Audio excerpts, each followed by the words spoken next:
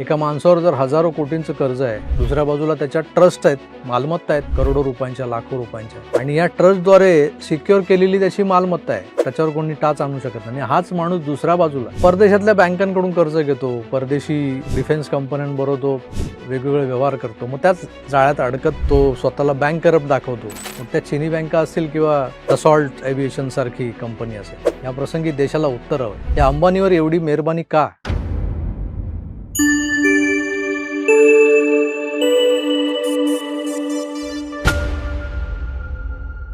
मित्रांनो नमस्कार. आज सगळीकडे एकच चर्चा आहे. दिल्लीचे माजी मुख्यमंत्री अरविंद केजरीवाल यांना मद्य घोटाळ्यामध्ये क्लीन चिट मिळाली. त्यानंतर ते माध्यमांसमोर ढसढसा रडले. तर हे सगळं बघितल्यानंतर असं वाटलं की एक केजरीवाल जर इमानदार आहेत, एवढे इमानदार आहेत आणि त्यांनी त्यांच्या सत्ता काळात जर कुठलाही गैरव्यवहार केला नव्हता, तर त्यांना सीबीआयनं, ईडीनं नाहक या प्रकरणात गुंतवलं होतं का? केजरीवालचा भ्रष्टाचार इतक्या तातडीनं जर बाहेर काढला जातो, तर मग असे अनेक घोटाळे आहेत या देशात जे पडद्याआड घडत आहेत. एप्स्टीन फाईल्समध्ये एक नाव आलं होतं. त्या नावामुळे पुन्हा त्या सगळ्या घोटाळ्यांवर बोलावं लागतं आहे, आणि ते नाव होतं अनिल अंबानी यांचं. आज आपण अनिल अंबानींच्या डाऊनफॉलबद्दल, त्यांच्या दिवाळखोरीबद्दल बोलणार आहोत. पण हे केवळ एका उद्योगपतीच्या अपयशापुरतं मर्यादित नाही आहे, तर ही नीट समजून घेण्यासारखी गोष्ट आहे. अर्थात आजच्या एपिसोडमध्ये महाराष्ट्रातलं राजकारण म्हणजे उबाठा, संजय राऊत, शरद पवार हे नेहमीचे यशस्वी कलाकार नाही आहेत. त्यामुळं बऱ्याच जणांना हा विषय कितपत रुचेल हे माहीत नाही. पण भारतीय बँकिंग व्यवस्थेच्या मुळावर घाव घालणाऱ्या एका प्रचंड आर्थिक घोटाळ्याचं कथित चित्र जे आहे ना, ते मला आज तुमच्यासमोर मांडायचं आहे. अनिल अंबानी, धीरूभाई आणि कोकिळाबेन यांचा लाडका सुपुत्र. मुकेशपेक्षा अनिलला नेहमीच झुकतं माप दिलं जायचं अंबानींच्या कुटुंबामध्ये, असं त्यांच्या आतल्या कोटातल्या काही लोकांकडून बाहेर लीक झालेली गोष्ट आहे. असो, तो त्यांचा कौटुंबिक विषय झाला. आपण कशाबद्दल बोलतोय, तर अनिल अंबानी आणि इतर कथित घोटाळे. आता अनिल अंबानी याला काही जण एक अपयशी उद्योगपती म्हणून ओळखतात.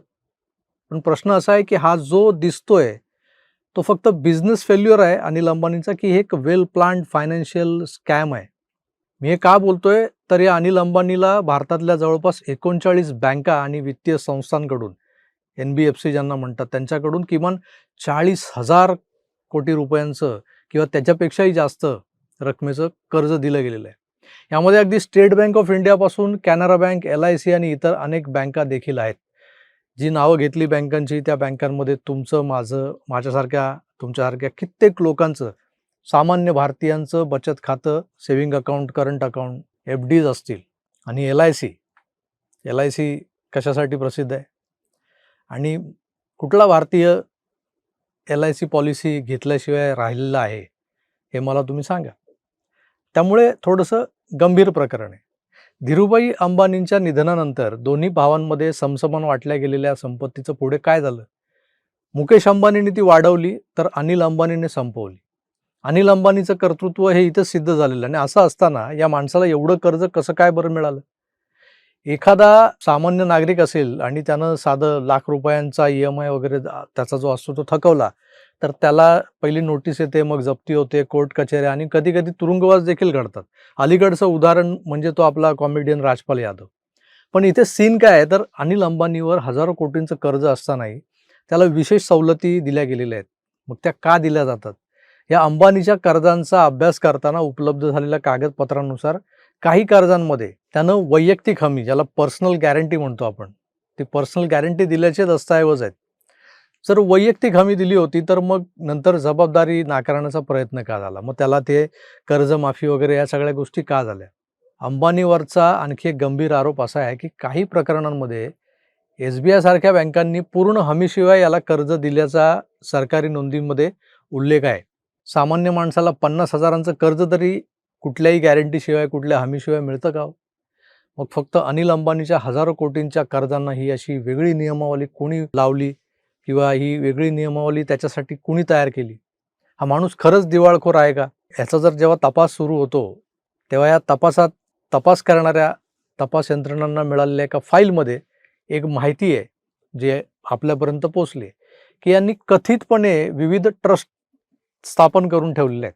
त्या ट्रस्टच्या नावावर बरीच मोठी स्थावर मालमत्ता आहे. असे तपशील म्हणजे त्या जमिनीच्या खरेदीचे कागदपत्र असतील. या ट्रस्ट काय सेवाभावी ट्रस्ट नाहीत, फॅमिली ट्रस्ट आहेत आणि त्या ट्रस्टमध्ये यांचेच कुटुंबीय लाभार्थी आहेत. फाईलमध्ये दुसरा उल्लेख होता मुंबईतल्या पालील परिसरातल्या सुमारे 3,700 कोटीहून अधिक किमतीच्या या सगळ्या जागा, फ्लॅट्स आणि इतर गोष्टी मालमत्ता झाली. साहजिकच तुम्हाला आम्हाला प्रश्न पडतो, की एखाद्या माणसाची कंपनी आकंठ कर्जात बुडालेली असताना दुसऱ्या बाजूला त्याच माणसाच्या खाजगी संपत्तीचं जाळं असं कसं उभं राहतं?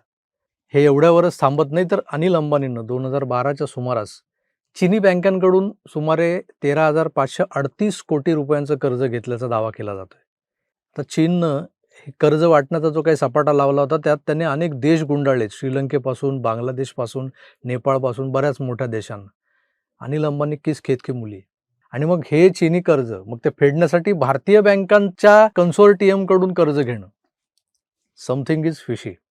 आपल्या भोवताली असे अनेक लोक आपण पाहिलेले असतात, की जे एक कर्ज फेडण्यासाठी दुसरं कर्ज घेतात आणि मग हा सिलसिला सुरूच राहतो.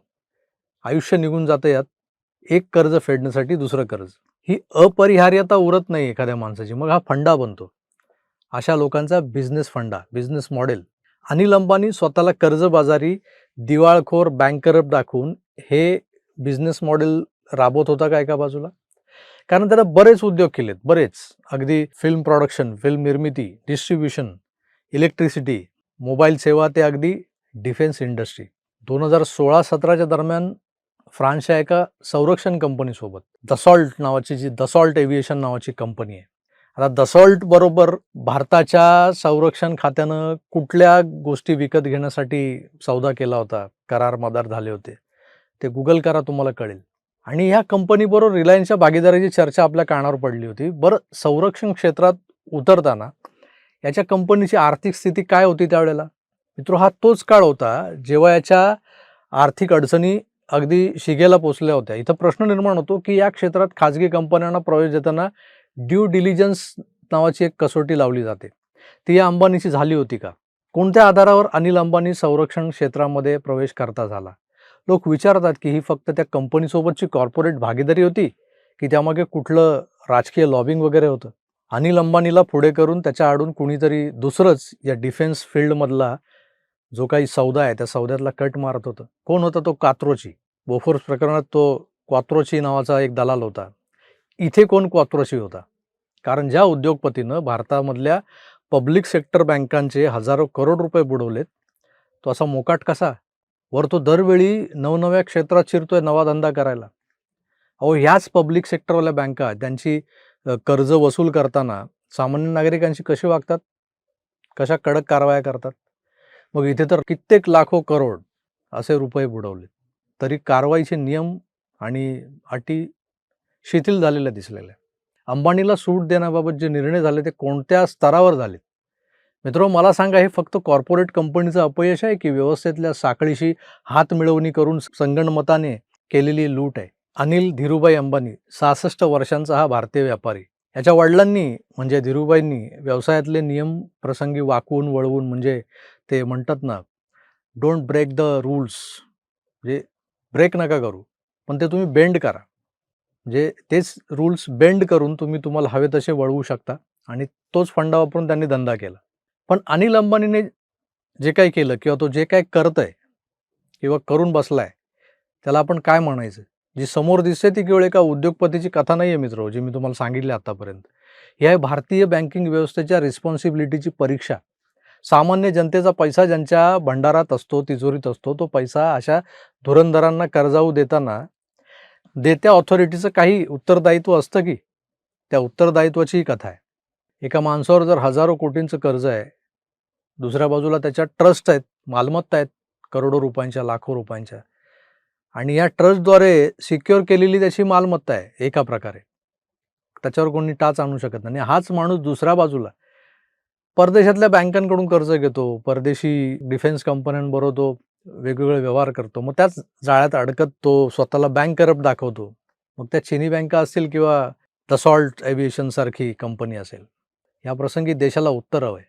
या अंबानीवर एवढी मेहरबानी का? असं म्हटलं जातं, सिस्टीममध्ये जर लूपहोल्स असतील ना, तर कोणीही त्यातून पळ काढतो.